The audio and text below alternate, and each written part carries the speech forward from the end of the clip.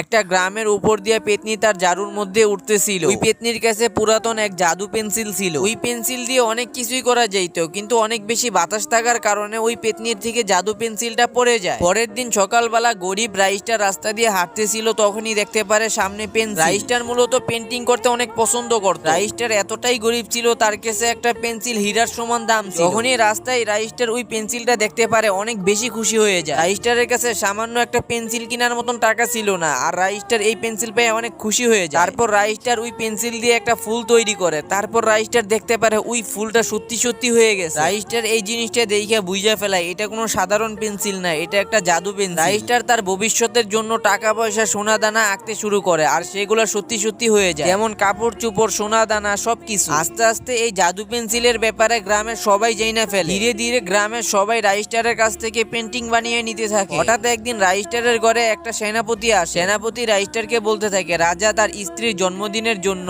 অদ্ভুত এক পেন্টিং চাই, আর রাজা তোমাকে বলছে এটা বানিয়ে দিতে। তারপর রাইস্টার বলতে থাকে, আচ্ছা আপনি কোনো চিন্তা করবেন না, আমি পেন্টিং বানায় পাঠাই দিব। এইটা বলার সাথে সাথেই সেনাপতি সেইখান থেকে চলে যায়। আর রাইস্টার পেন্টিং বানানোর উদ্দেশ্যে কলম নিতে যায়, আর সেইখানে ছিল দুইটা কলম, তাও আবার একই রকম। সেইখানে ছিল একটা সাধারণ কলম আর একটা ছিল জাদু কলম। রাইস্টার ভুল করে জাদু কলমটা নিয়ে ফেলে, আর নেওয়ার সাথে সাথেই পেন্টিং বানানোর উদ্দেশ্যে চলে যায়। তারপর রাইস্টার তার মন মতন একটা পেন্টিং বানায়। এইটা একেবারে মানুষের মতন দেখা যাইতেছিল। যখনই মাথাটা বানাইতে যাবে, তখনই ওই পেন্টিং থেকে অদ্ভুত ওই প্রাণীটা বাইর হয়ে আসে। কিন্তু তার আগে বন্ধুরা, আমার পাবজি প্লেয়াররা একটা চ্যালেঞ্জ দিছে। তারা বলেছে ফ্রি ফায়ারের নাকি দর্শক কম। তো বন্ধুরা, আপনাদেরকে তেমন কিছুই করা লাগবে না। আপনারা যদি ফ্রি ফায়ার লাভার হন, তাহলে ভিডিওতে লাইক করে চ্যানেলটা সাবস্ক্রাইব করে দেন, এবং যারা রাইস্টারকে ভালোবাসেন তারা কমেন্ট সেকশনে লাল হার্ট দিবে, আর যারা পাবজি লাভার তারা কমেন্ট সেকশনে ব্ল্যাক হার্ট দেন। আমিও দেখতে চাই কোন গেমের অডিয়েন্স সব থেকে বেশি। তারপর ওই প্রাণীটা রাইস্টারের উপর হামলা করে দেয়। তারপর রাইস্টারও তার উপর হামলা করে। কিছুক্ষণ তাদের মধ্যে ফাইট চলে, কিন্তু ওই প্রাণীটা হার মাইনা ঘর থেকে বাইর হয়ে যায়। প্রাণীটার নাম ছিল মূলত টুং টুং। ওর মাথা নাই দেখে মানুষের মাথা কাইটা ফেলতেছিল, আর টুং টুং গ্রামের যারই পাইতেছিল তারই মাথা কাইটা ফেলাইতেছিল, আর একটা কথাই বলতেছিল, টুং টুং সাহু। গ্রামের সবাই এই টুং টুং এর ভয়ে পালাইতেছিল। তারপর রাইস্টার বাহিরে বাইর হয়, আর যখনই বাইরে বাইর হয় তখনই দেখতে পারে তার সামনে লাশ আর লাশ। রাইস্টার এই জিনিসটা দেখে ভিতর থেকে একেবারেই ভাঙ্গা পড়ছিল। রাইস্টার মনে করতেছিল এইসব আমার জন্য হইছে। আর ওদিক দিয়ে ওই পেতনিরা তার পেন্সিল খুঁজতে খুঁজতে রাইস্টারের গ্রামে আইসে পড়ছিল।